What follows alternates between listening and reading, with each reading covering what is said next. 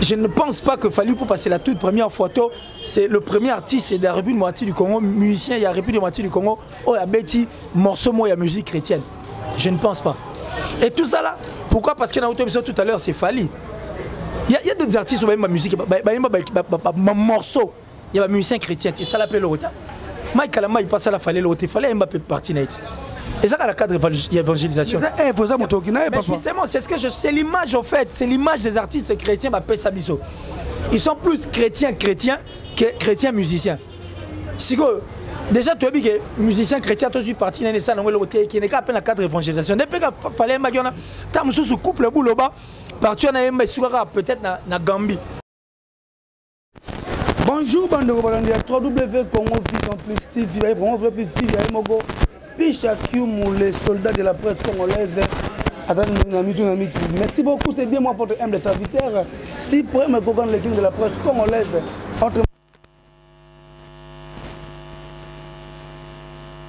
avec mon confrère Killer ici, le plus intello na biso na mondia. Journaliste, le plus intello na biso Killer parce que je me sens tellement à l'aise de se rentrer parce que vous allez découvrir ça.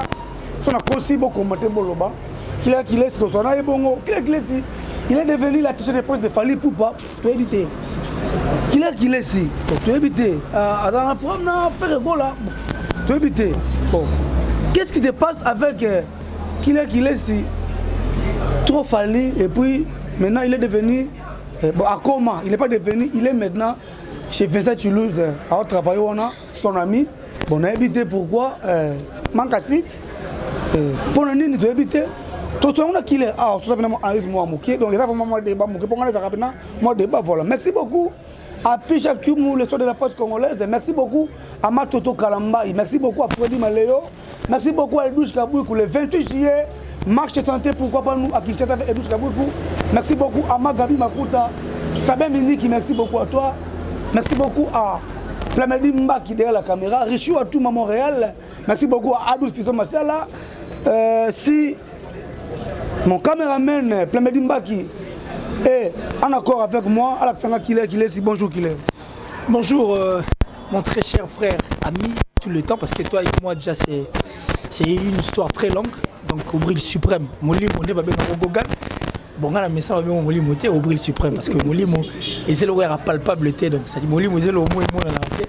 Mais dis-moi tu l'es puisque ils ont voulu par eux, alors je respecte encore une fois l'opinion à eux. Merci Bandeko ba sur ça kolanda biso siko surtout Bandeko ba mi pesi penza peine o ba mi pesa bazo mi pesa ba continuer comme pesa peine et on s'abonner justement na chaîne YouTube Oyo et Ndeko na biso Picha qui n'est pas Kinshasa. Salut de là où il se trouve parce que déjà et penanga na Kin on s'est parlé en tout cas très bien et puis merci Bandeko tout en tout cas Oyo balingaka Killer ici. Et j'ai dit encore merci, Bandeko tout va continuera toujours pour soutenir Bisso et par respect. Voilà, merci beaucoup Killer. La musique congolaise, il y a un ghetto, comme nous partout. Et là, nous sommes le analyse la musique congolaise. Et ils ont bien, les gens appellent les Fanda Kiwana, et Koufi ou tout donner. Non, mais comment tu roules la musique congolaise dans la ghetto? Depuis la nuit de ton musique congolaise dans la ghetto, entre nous soit dit, la musique congolaise, depuis que ma musique au Tilelo, musique congolaise est dans la ghetto. Mais seulement, musique connaîtra air moins problème. Les avions sur décoller. Un avion qui décolle, sur la stabilité, la stabilité, on a pendant que la stabilité, moi, je rappelle moi turbulence, moi, perturbation, père à l'école, ça, là, au moins, attache à la ceinture, moi, et puis à un moment, c'est comme l'altitude des 8 positions normales, et on dit, peut atterrir calmement. Donc, c'est comme ça aussi avec la musique. C'est-à-dire, l'école, c'est peu Rosala. C'est vrai que musique Nabiso, ils ont remonté beaucoup de temps à autre remarqué que Badbanais sont commis PSAT. Et le vrai problème, c'est que musique Nabiso est connaître dans nous. Et pas sur les autres qui en a, c'est quand Bandeko Nabiso va combattant, Tombora qui n'a pas pour dire que les musiciens vont aller sous presté. Pour des raisons où ils ont respecté. Et j'espère que c'est ces problèmes-là qui a posé en tout cas un grand problème dans la musique Nabiso. Et puis cette plaie au Tilelo, et tu as remarqué qu'il y a tas de pénicilline, mais elle sera moindre parce que la plaie elle est tellement grande que que qui sur toujours ça ezo simba penzate yango monique musique et moi décadence moi mbilinga mais en soi et en réalité la musique congolaise n'a jamais connu un problème comme ça autour dans ghetto non à part le bloc avec ils ont affecté jusqu'à la preuve du contraire pendant que c'est pratiquement 10 ans au confirme dans que des pototés c'est encore notre problème parce que nous on a problème à justice et puis yemoro après que c'est produit n'a pototé et c'est de même pour n'a fallu passer de même pour avoir ensemble c'est de même pour n'a fallu que ça c'est quoi tous ces orchestres parce qu'ils ont la possibilité de remettre culture na biso libanda par rapport à Makambo et comment dit yango salé que musique na biso soit panne voilà qu'il est si maintenant aujourd'hui tu t'es décidé à porter parole à Fally Ipupa parce que tu parles c'est trop Fally même dans le studio OK pour même Libanga et Makalaté tu vas voyager peut-être dans la Gabon tu n'as Fally Ipupa mais pourquoi non écoute mon cher ami Obril je crois que Bissotine total moi je ne suis pas porte-parole de Fally Ipupa ni de son orchestre parce que Fally il est l'artiste c'est un professionnel et en dehors du professionnalisme quand tu regardes son orchestre et puis la belle on comprend que c'est toute une entreprise en tout cas sans on comprend que c'est une entreprise donc à ça va porte-parole à sa porte-parole harmonieux métis mo boire na potobo à porte-parole et bateau va s'occuper bateau va ça misa na mon groupe mais toi et moi tout à l'heure tant sola avant même que tu opposé une question t'as mis porte-parole tu as posé une question de savoir ce qui musique congolaise des agis na ghetto je t'ai répondu c'est pour te dire quoi c'est pour te dire que bisonne to vandi ngano na plateau République démocratique du Congo tu mets aller sur la diamant or cuivre biso tout ebi tu on kana classe yo na Kinshasa aussi mon diamant pena ngomo boyo mo to cuivre aussi mon diamant to cuivre je ne pense pas donc tout ce que là mon ngote bloko to ka na masolo ninge beta mara vous comprenez Bril et ça bloko to ka na masolo ka ninge beta mara mais en réalité la richesse de la République démocratique du Congo n'est pas seulement que le cuivre, le diamant, l'or, cobalt et tout ça qu'on sur Rao. Mais la République démocratique du Congo, ils appellent la richesse Moussoussou. Et cette richesse, ce sont les artistes. Quand nous parlons des artistes, nous voyons la culture en général, en tout cas, parce que ce sont ces artistes, oh bah ça la culture ou alors culture, le roi, ils ont la richesse de la République démocratique du Congo. Nous sommes censés être derrière ça. Et puisque nous sommes derrière cette culture, alors il faut commencer aussi à propulser, pousser, donner le meilleur de nous de façon que Marambo et on pousse en liboso pour on est comment la biso. Congo le gouvernement Zali, mais la carte gouvernement et ça peut la ministre de la culture et des arts. Donc ça dit biso toujours attaquer côté au point moi ça la paix force ya mboka na biso. Il y a on a tout ce que la musique ezaki na ghetto, mais du moins nous puisque nous sommes bateau babundela culture, raison pour laquelle on est l'entrée de pousser puis donner la valeur et puis pousser à Fally Ipupa. Il y a plein d'émissions au Congo. Non, quand pousser car Fally te. Fally au moins à la conscience. Fally au moins c'est ce que c'est la musique. Fally au moins. Mais j'arrive. Non cela. Apparemment, et comme on y est moi acharnement. Non. Laisse ma langue, je vais m'expliquer. Pour chaque fois, on coupe un peu sous moi fil d'idée au Kima. Fally au moins à sa conscience. Fally au moins à yebi qu'est-ce que c'est la musique. Fally au moins à yebi valeur, na grandeur, il y a musique. Et il est parmi les artistes actuellement, ça a quand même fierté na biso libanda. Quand tu ne voiles pas la face, toi c'est voilé face. Au moins toi à sa conscience on est derrière. Une personne qui n'est pas consciente, on n'est pas derrière. On est derrière tous les artistes et musiciens congolais conscients.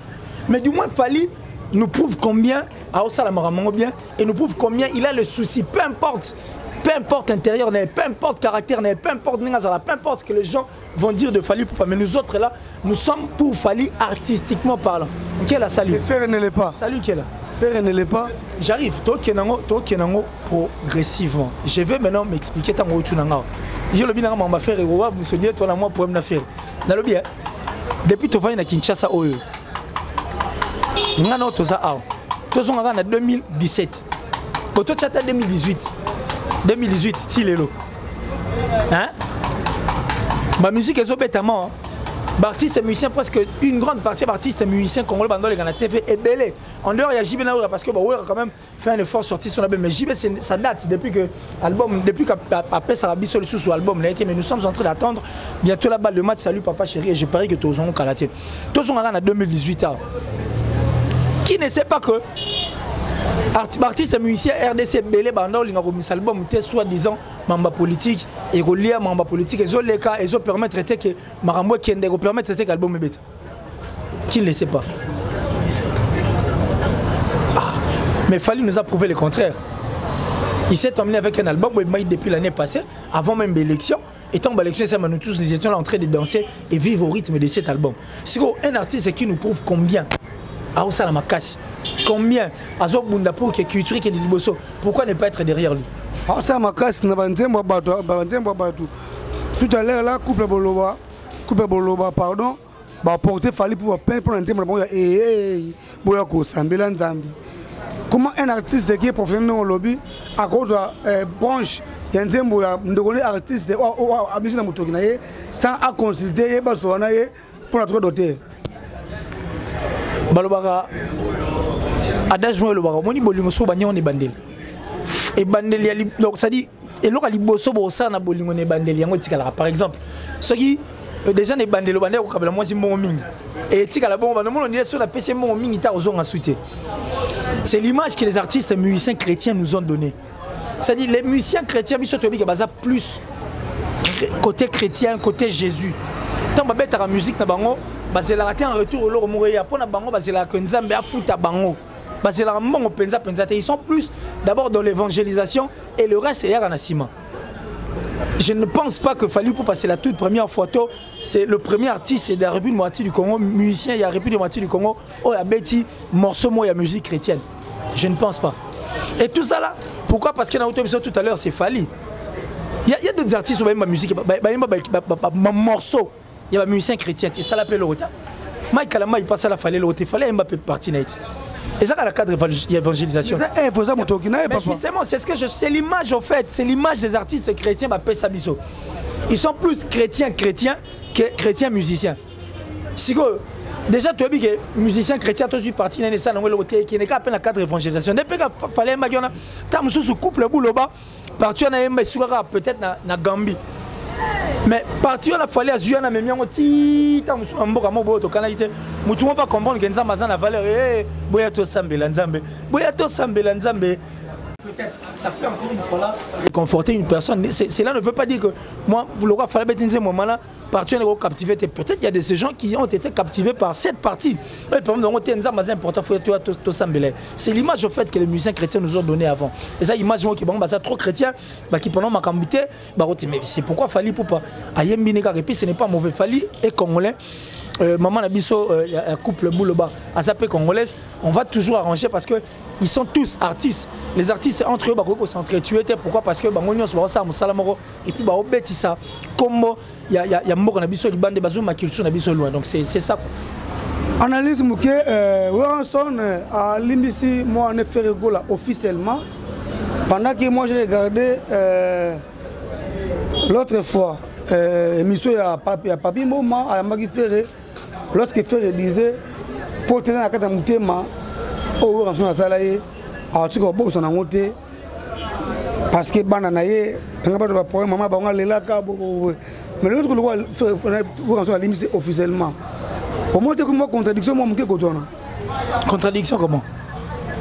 Il y a le bail qui pour tenir la Moutema et Kaukanamoté, donc à Bo son amoté, il y a un peu de quoi à limiter. Et le bini. Mais entre nous, sois libre. Qui ne sait pas que la République démocratique du Congo dépend de ma musique, depuis que ma musique à maison mère, aucune personne a bétara l'isola ou en bien. Aucun artiste a tout ballon, peu importe ma bakuta, on va bétara jamais l'isola ou la ninga bien.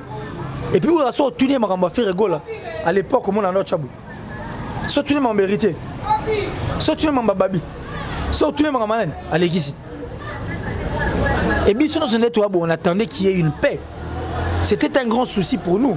Que tout le monde appelle Rassa la moi premier pas. C'était un grand souci pour nous. Tout le monde appelle Ranson officiellement. Azana Banene, Bartis et Musiem Soupé, Varana Bango. Toi, tu penses que Ferré Golani a mis Poteza Mounena Moutema? Est-ce que Ferré est le seul artiste musicien? Il y a Maison Mère à Longwana Choc. Pour Potaneka Eza Mounena Kolika Poté Bartis et c'est encore une autre question, il faut te mituna. Mais du moins, si photo que nous avons bantu toi là, tu as dit que son mon sali premier pas vers l'équipe, toi là le le bâtir. Pour y avoir des soucis na biso. Les musiciens se plaignaient viens attendre à comme on a bisoté. Bon, viens attendre qu'on va faire à l'imbissier. Et tout à l'heure là, tu m'avais où tu comprends que non, Babindo Malé il a podium à maison. Voilà, Babindo hier, c'était hier, on a poto. Weranson a limbisi Babindo officiellement na podium ya la Zamba et Bayemi te bon balé. Na Babindo donc Weranson a bien mon aye, peu importe Babé ou les gars qui Babindo c'est son fils, voilà, mais c'est une bonne chose, c'est ce que nous voulons. Ouera doit aussi jouir de ses poulains. Ouera doit aussi vivre le bonheur au Fali Azo vivre na Kofi Olomide. Toi tu penses que Fali pour pendant Kofi Olomide ils n'ont pas connu de problème sérieux Tamsou a fait épouse en até. Auto yebina auto yebité. Mais aujourd'hui ils sont en bon terme, ça fait quoi? Ce n'est pas un problème. Aujourd'hui Kofi est fier de dire que Fali Poupa Azamou Nanae.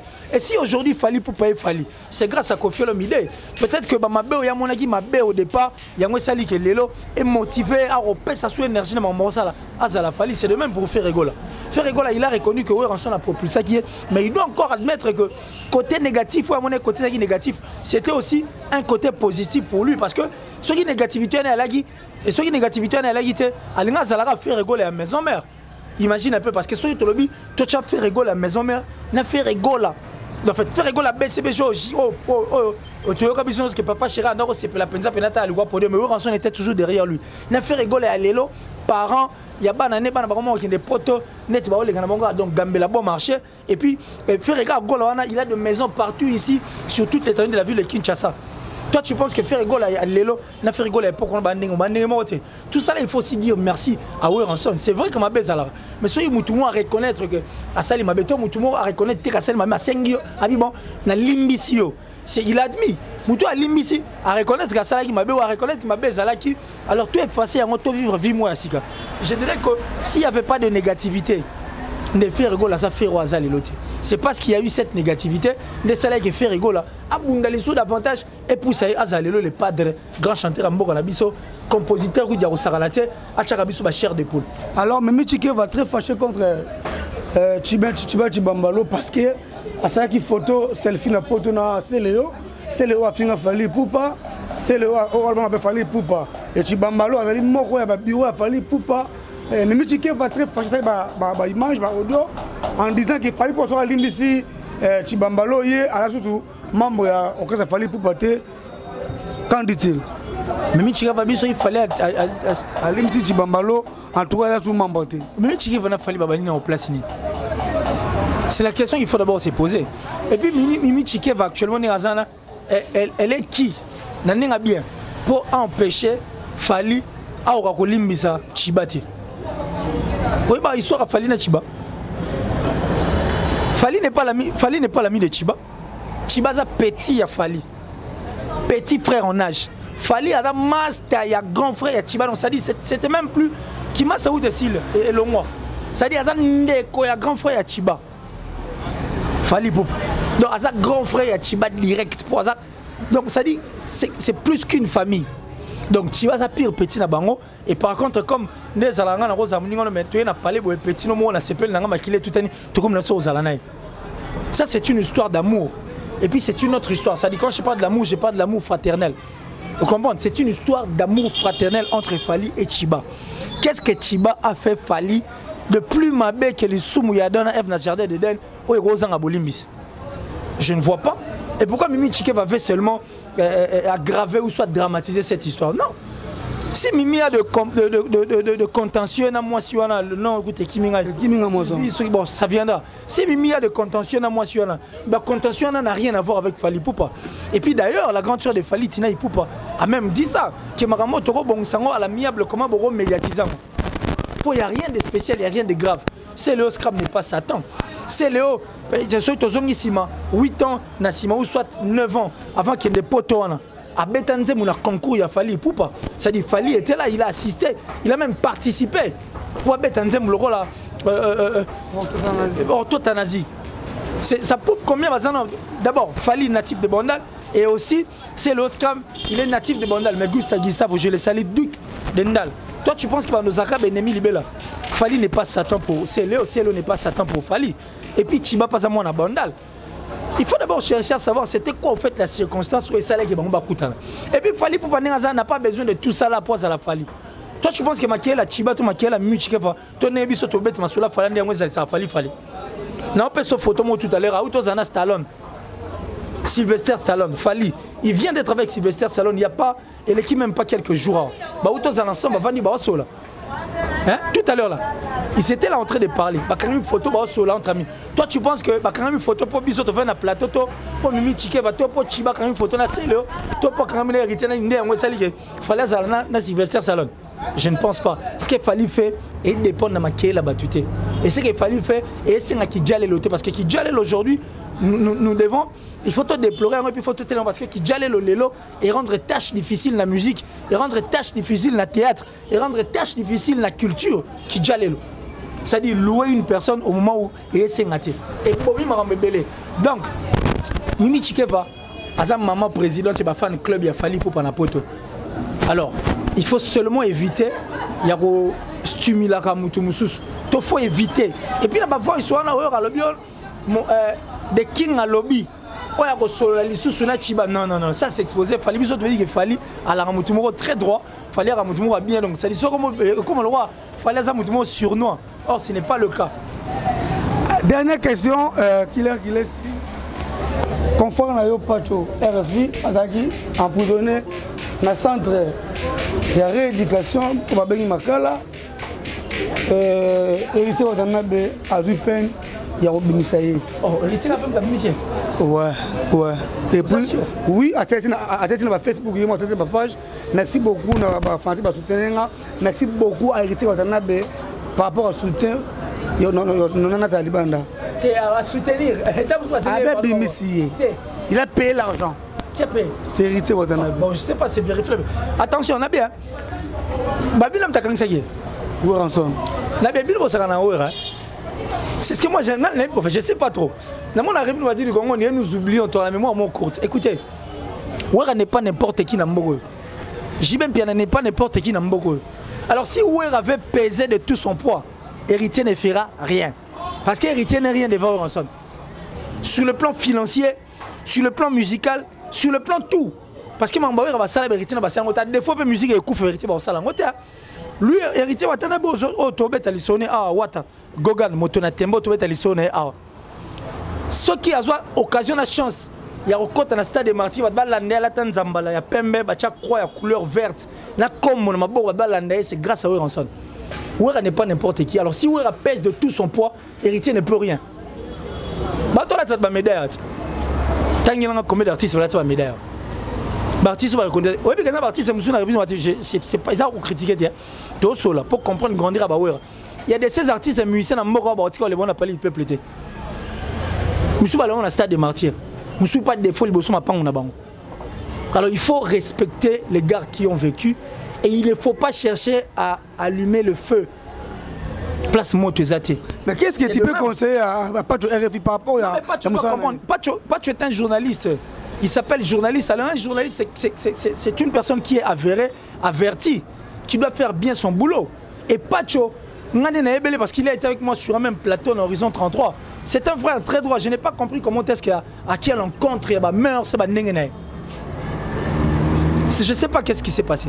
Mais du moins, à ce que je sache, Pacho RFI est une personne très droite. Il faut que j'espère que le quelques jours ou quelques mois, tous semaines à l'équipe de la prison et apprendrait encore davantage et au permettre qu'on assure les rêves, en tout cas ça la comme il se doit. Alors, ce qui monte il faut éviter d'allumer le feu là où il n'y a pas. C'est de même n'est pas s'adresser là. On a besoin de Marc House. N'est-ce pas que Pacho RFI le bien non merci pour héritier Bimisinga non. Merci parce que où est Linga Gita Musobimo. Pour sauver la Linga Gita. Marc House a fait quoi? Justement on est dans le bâté. Sauver la Linga Gita de Linga Bimate. Parce que où pesera de tout son poids et soit peser na poids au monde amena que poids au gamakasi au longolangote. Tu comprends? Quand on est photo on équivoque mais du moins merci parce que tu es à l'extérieur et merci encore pour nous permettre aux Alibana. Je suis en train de dire ça par rapport aussi à Marc House. Place Motezate to luga motote. J'ai suivi Marc House en train de dire que bango ba senga mutu pardon te, ba pe na posa pardon mutu te et tout. Là où Ranson na fait rigoler ba banda Marc House azalate. Alors, on est en Ramoussous. Et Hervé Ferré, Gola, Chetani, c'est une autre histoire. Alors, place Mote Koufi, il ne faut pas chercher à allumer. Il faut seulement chercher à enterrer tout le capé parce qu'on a besoin de la musique, notre culture a besoin de ça pour que tu puisses me ramener sur le bosso. Voilà, merci beaucoup. C'était bien votre Journaliste qui est ici, au Bolingaramingi, au Bolingaramingi. Peut-être tu loses ton ami, en un mois, on a une minute pour la moitié, on va pas Plamedi. Peut-être tu loses ton ami, à quoi patron. Qu'est-ce qui a fait ça? Où est le mal? Toi, tu es journaliste. Pichana, c'est ton patron. Picha, c'est ton patron. Hein? Patron, Picha. Et puis, en dehors de Picha, tu as encore un autre patron, Herman Kasson. Au sein, il a eu un théâtre avant. Et puis, Mangambo, non avant. Ah, mais est-ce qu'il y a au foot? Où est le mal? On a qui on a émission pour te dire que Kabila a géré les gens ici. Kabila a géré même ses vieux. Ici à Kinshasa, en République, s'il était président de la République, il a même engagé en tant que président, il a même engagé ses vieux autant à engager on a parlé comme ça dans une présidentielle. Ce n'est pas donné à tout le monde de créer une chaîne YouTube. Et puis ce n'est pas par manque. Il y a un site. Parce que le site, il y a un sollicité. Mais est-ce que Vincent est un homme vrai? Trop, très vrai. Dans mon abatou. L'image au robot. Même après 20 ans, on a une personne très droite. C'est clair, bien dans le bar. Même après 20 ans, Vincent est une personne vraie. Alors vrai, je préférais être avec une personne qui est vraie parce que l'esprit n'est pas on n'a aucun problème. Écoute à la reine. Promotion, donc ça dit j'ai confiance et je ne suis pas pressé. Donc c'est un frère que j'aime bien, Vincent Chulis et Madame Diva de là où tu te trouves, je suis très très content. Et puis voilà, merci beaucoup. Moi, je vais dédicacer tout cela. Bon, merci à mon frère Plamedi derrière la caméra. Et puis merci encore une fois là au Bril Suprême. Merci mais c'est bon, il assume encore chez Bango, on a chez Bizo, chez Ngoba. Et puis Sina également, Sina le cœur de l'homme. Et merci d'avoir tout le donc j'ai parlé de Vincent Chulis, Parou Zesayo, Daryl Diwantesa, qui encore? On a pas tous très elle c'est plus que quoi. Donc ça depuis les États-Unis, ma fille Béouno. Salut à toi, en tout cas dans l'Ingabino trop. Merci beaucoup, c'était bien qu'il est ici. C'est une analyse musicale, a fini mon douter. À ça les critiques, c'est normal parce que Arali Moutou a permis aussi la critique parce que il fait partie de la déontologie ma camnaye. Donc au moins que les ayés à toi tout partout. Tout ça bon mais merci beaucoup. Bon s'abonner Kakana. Congo Vision Plus TV et mon piche les soldats de la presse congolaise bon jamais déçu. Merci beaucoup à Matoto Kalambaï, merci beaucoup à Magabi Makuta, merci beaucoup à Freddy Maléo, merci beaucoup à Edouche Kabouikou, merci beaucoup à Sabé Miliki, merci beaucoup à Bandekotou Balingara Suprême et Coran de la presse congolaise. Herman Kassongo et Benezé Molimo, papa na Prince Pressé Kaninda, Motema Brunel Bilema, merci beaucoup à toi. Plamedi Mbaki, Richi Watouma, Fiston Masala A12, Washi, merci beaucoup. On se retrouve au prochain numéro à suivre.